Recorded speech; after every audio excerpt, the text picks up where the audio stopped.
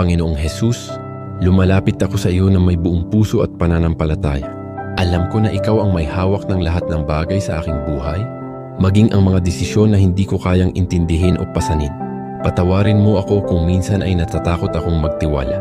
Turuan mo akong kumapit sa iyong mga pangako na alam kong hindi kailanman mabibigo. Sa bawat hakbang na aking tatahakin, ikaw nawa ang maging gabay ko. Sa bawat pasyang aking gagawin, naway mapalapit ako sa iyong kalooban. Ikaw ang mas nakakaalam ng tama at mabuti para sa akin, kaya't itinataas ko sa iyo ang lahat ng alalahanin at kaguluhan sa aking isipan. Salamat Panginoon, dahil hindi mo ako pinapabayaan at sa iyong mga kamay ay may katiyakang ako'y ligtas. Pinagkakatiwala ko ang lahat ng aking pangarap, plano at desisyon. Huwag mo akong hayaang mawalay sa landas na inihanda mo para sa akin. Naway ikaw ang maging sentro ng bawat bahagi ng aking buhay. Salamat sa iyong pagmamahal, gabay at walang hanggang biyaya. Sa iyo ko inialay ang lahat sa pangalan ni Jesus. Amen.